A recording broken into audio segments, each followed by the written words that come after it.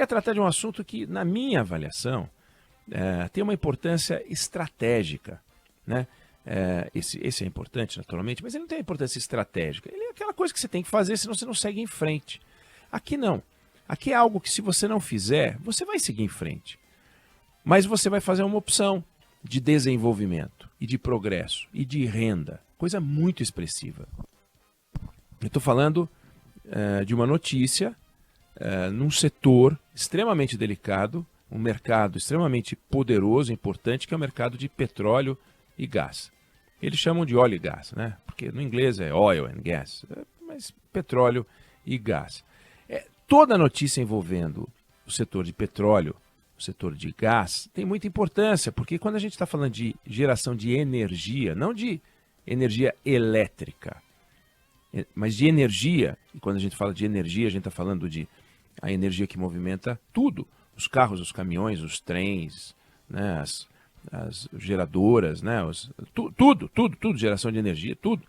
Aí também energia elétrica, mas quando você coloca tudo, o petróleo é a principal fonte de energia do Brasil e do mundo.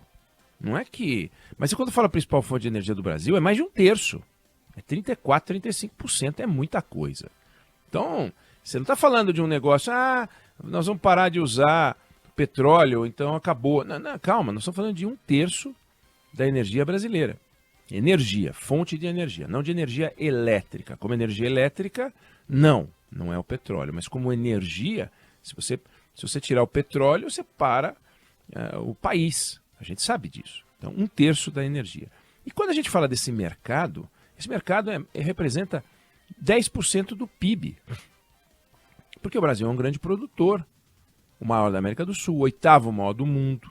E quando a gente pega e fala em exploração em alto mar, que é onde a gente se destaca, pela Agência Internacional de Energia, daqui a 15 anos, o Brasil vai ser responsável pela produção de metade do petróleo mundial. Tirado em alto mar, metade do petróleo mundial. É muita coisa. É muita coisa. O mercado vai diminuir um pouco? Vai. O Brasil vai aumentar também. Então nós estamos falando de um negócio grande, um negócio importante. Por mais que a gente fale em descarbonização, por mais que a gente queira se livrar de combustível fóssil, o petróleo vai continuar a ser algo de muita importância por muito tempo. Por muito tempo. Não é assim, óleo de baleia, sabe? É um negócio muito, muito importante. Tomara que a gente consiga avançar, tomara que a gente tenha um mundo mais limpo, tomara que a gente tenha um mundo sem tanta poluição. É perfeito, temos que buscar. Mas é um assunto importante, hoje é importante, é estratégico, não é à toa que as guerras se dão em torno disso. As discussões se dão em torno de energia. Quando começou a guerra na Ucrânia, o que a Rússia fez com a Europa? Seca a geração de energia, gás. Seca. O que está acontecendo na Alemanha? Uma discussão sobre uma mina de carvão gigantesca na Alemanha. E os caras vão continuar produzindo, carvão. Por que na Alemanha estão discutindo isso? Porque energia. Não dá para parar. Nós temos que ter energia. Então, petróleo é um negócio muito importante. Daí porque chamou a atenção na semana passada a decisão do IBAMA de dizer o seguinte: olha, Petrobras, você não vai explorar o ponto na Foz do Amazonas. Vamos falar sobre isso. Foz do Amazonas. E claro, né, teve desdobramentos, vamos falar dos desdobramentos dessa decisão da semana passada. Lembrando que esse ponto é parte de uma faixa litorânea em alto mar, no Oceano Atlântico, numa faixa litorânea que vai do Amapá ao Rio Grande do Norte. É uma mega faixa de mais de 2.000 quilômetros, que eles chamam de margem equatorial, onde parece que ali tem reservas de petróleo muito grandes. Quase um novo pré-sal. Tem gente dizendo que é meio pré-sal, mas meio pré-sal é muita coisa. É muita coisa. Até porque a produção de petróleo dos lugares onde a gente extrai petróleo vai diminuir, que é normal. Por isso você sai pesquisando. Se fosse eterno, você não precisaria pesquisar. E nessa faixa, dentro dessa faixa, essa margem equatorial que vai do Amapá ao Rio Grande do Norte, tem um ponto lá, um bloco chamado Foz do Amazonas, que pelo nome, que é usado pela Agência Nacional de Petróleo, é usado pela Petrobras, é usado por todas as empresas privadas, é usado pelo IBAMA. Para o IBAMA é uma beleza falar Foz do Amazonas, mas todos eles batizaram de Foz do Amazonas porque as distâncias no mar e tal são tão grandes que é melhor você localizar com um nome conhecido do que com um nome desconhecido. Mas o fato é que fica longe da Foz do Amazonas. E quem fala Foz do Amazonas imagina que a Petrobras vai enfiar uma estrutura de produção na Pororoca, né? Ali onde a água do rio desemboca no Oceano Atlântico. Não é isso. Não é isso. Fica a 500 quilômetros dali e mais para cima. Se você traçar um ponto reto entre o Brasil e a costa, você vai bater no litoral do Amapá. Daí a reação do Randolph Rodrigues, porque se lá tem petróleo, é royalty para o Amapá. O Amapá precisa de dinheiro. O Amapá é um estado com dificuldades. A renda média do Amapá é menos da metade da renda média de São Paulo. Se eles podem ter uma renda média, e eu estou falando de renda média, não é a renda per capita, não é a riqueza, é a média de salário mesmo, é metade da de São Paulo. Se for comparar a PIB, é brutal a diferença. PIB per capita também é brutal. Então, você tem uma oportunidade de aumentar o PIB da região com pagamento de royalties.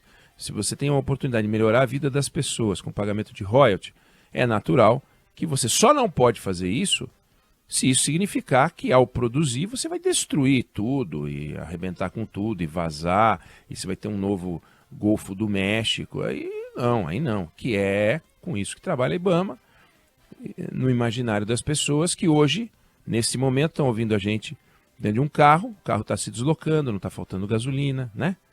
Não está faltando álcool, não está faltando nada. E a gente sai andando para lá e para cá, o preço até caiu.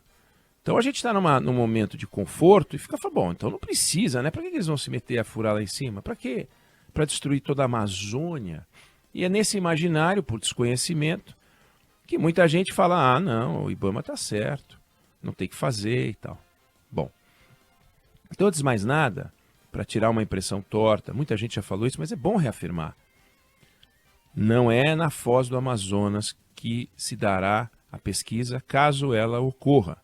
Fica a 500 quilômetros da Foz do Amazonas. Lembrando que o rio não corre do mar para dentro. Ali é a foz, não a nascente. Então, não é que tem um movimento que se eventualmente vazasse óleo, o rio ia pegar aquele óleo e jogar para dentro da Amazônia. É exatamente o contrário, né? É uma quantidade de água, é o maior rio do mundo, uma quantidade de água absurda sendo jorrada e expulsando, jogando água doce no mar. Não é o contrário, mas nós não estamos querendo nada disso. E lá, nesse ponto, a 500 quilômetros da foz do rio Amazonas, a Petrobras quer perfurar 3 mil metros, tipo pré-sal mesmo, né? Então, uma primeira impressão torta é essa, olha, é na foz, não é? Segunda impressão torta, a Petrobras estava andando pelo mar afora, eu vou tão sozinho procurar petróleo. Não é nada disso. Em 2013, há 10 anos, como acontece de vez em quando, como acontecia de vez em quando e acontece, a Agência Nacional de Petróleo licitou áreas para exploração de petróleo. Não é que ela licitou lugares para plantar amora. Não, para explorar petróleo. Áreas que foram analisadas pelo IBAMA. Não se licita uma área para exploração de petróleo sem que ela seja avaliada pelo IBAMA. É uma avaliação minuciosa? Não, prévia. Ver se não tem uma área de reserva, ver se não tem nada lá perto e tal. Isso o IBAMA tem que fazer. E o IBAMA dá um ok, o IBAMA assina um documento, não é assim. Alguém olha e fala, pode fazer. Não tem pode fazer, não é pode fazer. Assina um documento. Então, é como você vai vender uma casa e ela tem que ter uma série de documentos. Não é assim. Você vai comprar uma casa, você checa os documentos. Então, são áreas licitadas, foram licitadas muitas áreas, centenas de áreas. E a principal que a ANP falou, olha, essa aqui é a principal. Para mim, isso aqui é o que vai bombar. É a margem equatorial. própria ANP disse ali ali vai ser bacana. Nunca vimos nada parecido com relação ao tamanho daquela licitação, que foi a 11ª rodada de licitação. E o maior lance da primeira parte do leilão foi feito por um consórcio formado pela Total, francesa, pela britânica BP, que já foi British Petroleum, agora é Beyond Petroleum, e a Petrobras. Um bloco na Foz do Amazonas. Deu um lance de centenas de milhões lá. E nessa 11ª rodada, foi mais de 2 bi de reais de faturamento. Ou seja, o governo recebeu uma grana e as empresas começaram a pesquisar. Aí tem que entrar com os pedidos de licença. Aí olha só que coisa interessante. Nos últimos 10 anos, 12 anos, 3 empresas desistiram de explorar petróleo e gás lá na Foz porque não conseguem a licença. Em 2018, a mineradora BHP chegou a devolver para a ANP a concessão de 2 blocos que ela tinha arrematado por mais de 30 milhões. Em 2020, a Total, a francesa, desistiu também, fez um acordo para transferir para a Petrobras a participação dela nos blocos exploratórios lá. E a BP, que entrou com pedido de licença nessa área que está dando problema agora, em 2015, ela entrou com pedido, ganhou em 2013, disse, olha, não conseguiu a licença. Não conseguiu a licença. Aí passou para a Petrobras. E a Petrobras, em 2020, pegou a área. Lembre-se que nós estamos falando 2013, governo Dilma. E a Petrobras pegou a área e começou a complementar as dúvidas que o IBAMA tinha e tal, e apresentou a documentação. E o IBAMA, mais uma vez, falou, não é o suficiente. E aí, derrubou. Olha, o que a Petrobras entregou de documento é uma quantidade assombrosa de papel. Assombrosa de papel. Respondendo perguntas que o IBAMA nunca entende que estão respondidas. Ou seja, vê-se que a ideia do IBAMA é melhor não vamos fazer, deixa como está. Deixa como está, não pode ficar assim. Não é possível. A não ser que seja uma área proibida, constitucionalmente proibida, não é possível que não se possa chegar a um modelo de exploração, porque a Petrobras explora petróleo em vários lugares. Pelo critério que o IBAMA está usando de proibição, não deveria então poder explorar petróleo em lugar nenhum em alto mar no Brasil. E a gente explora. A Petrobras explora, empresas privadas exploram. Em países vizinhos, lá na região, Guiana Francesa, Suriname, também tem áreas vizinhas a essa região que eu estou falando agora. A Guiana está mudando de padrão de vida. A renda per capita deles duplicou, triplicou, quadruplicou. Era o país dos mais pobres da região. Já está se destacando, a renda per capita da Guiana já é maior que a do Brasil. Por quê? Porque eles estão explorando petróleo lá. Um ponto está explorando petróleo. Eles estão tirando 350 mil barris dia, acham que podem tirar mais de 1 milhão de barris. Olha o que vai acontecer com o país. Um dia vai secar. Espero que nesse período consigam aproveitar o dinheiro para se desenvolver socialmente, porque senão vira aquela maldição. Você vai, suga o que tem e depois todo mundo volta para a miséria. Mas volta para a miséria. Então, se não vai e tira, fica na miséria. Não dá para ser assim. Tem que ir em frente. Então, a Petrobras, a reação foi grande, foi forte. A Petrobras protestou, o Ministério das Minas e Energia, o ministro foi para cima. E a Marina Silva, que defende a posição do IBAMA. O segundo da Marina Silva, que defende a posição do IBAMA. O IBAMA, que não quer saber, não está nem aí, não parece preocupado, não parece comprometido, é só não. Sentiu um calor geral. Falou, pera. O Brasil tem um desafio. O Brasil não pode ficar pobre porque meia dúzia de ambientalistas entende que a gente tem que viver na miséria. Não pode ter erro no processo. Se não tiver jeito, não tem jeito. Agora, não parece que não tem jeito. Parece, sem dúvida, a má vontade. É discricionário. Tem um relatório técnico, o responsável pode dizer, olha, eu acho que vocês estão exagerando, eu vou autorizar. Mas não. Então, a Petrobras vai entrar com um novo pedido, vai fazer ajustes aqui e ali. O presidente da República Lula determinou que o ministro das Minas e Energia sentasse com o Ministério, né, com a Marina Silva. Essa reunião foi feita. Quem fez a mediação foi o ministro da Casa Civil, Rui Costa. Fizeram a reunião e aparentemente, esse caso vai ter um bom desfecho. Quando eu digo bom desfecho, a Petrobras vai poder pesquisar. Por que eu estou dizendo pesquisar? Porque a gente não sabe o que tem ali. A gente suspeita, o petróleo, tudo que é mineral, não é contínuo. Por isso que precisa furar, vai furando, e a Petrobras tome dinheiro. Tem um monte de lugar que a Petrobras furou, aliás, lá tem um monte de furo em vários lugares, mais de 100 furos, e que pode não dar nada, pode dar gás, pode não dar nada. Pode não ter o que tem, às vezes tem na Guiana, não tem aqui.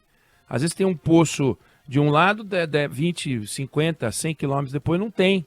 É assim com o ouro e é assim com o petróleo. Então tem que pesquisar. Várias vezes nós já quebramos a cara pesquisando e isso está no orçamento da Petrobras. Ela faz essa conta, ela sabe que tem que furar e testar. Então, vamos torcer para que as coisas caminhem do jeito certo. Vamos torcer para que essa margem equatorial tenha petróleo. Porque tendo petróleo ali, nós vamos aumentar muito a nossa produção, nós vamos ter muito mais dinheiro e o Brasil precisa de dinheiro. Como é que a gente vai financiar o nosso crescimento se não for produzindo coisas? No caso da Petrobras, petróleo. No caso de outras empresas, o que elas produzem? A gente precisa de produção e isso é uma coisa muito importante. Então a gente vai acompanhar esse caso. Não podemos nos apaixonar pelas ideias fantasiosas que tentam vender que é na Foz, que tentam vender que não dá, porque tem um conjunto de corais que se estendem por uma área enorme. Tem mesmo um conjunto de corais ali, mas não é ali onde eles estão explorando, mas existe um manguezal no litoral do Amapá, que é o Parque do Oiapoque, existem os recifes de corais, tem um monte de coisa, por isso que tem um desafio ambiental. A Petrobras não sabe que tem um desafio ambiental. E ela respondeu e precisa de mais resposta. Ela agora vai dar mais resposta. A gente vai acompanhar esse caso porque a gente é a favor da produção com responsabilidade. A produção sem nada, capitalismo selvagem, isso ninguém defende, sabe? Conquista do Oeste, vamos para cima e dane-se, isso não existe. Agora, tem uma guerra comercial por trás. Muitas empresas não querem, obviamente, que o Brasil seja aquilo que o Brasil pode ser, a guerra comercial. E se associam àqueles que têm o discurso preservacionista e que, de repente, eles começam a ter apoio que eles nem imaginam de gente que tem interesse comercial. Não podemos ser ingênuos nesse game. É um game pesado, vamos falar mais disso, porque é um game pesado. Eu não sei se você concorda, se você discorda, mas essa é a opinião que eu tenho sobre esse assunto. Vamos lá.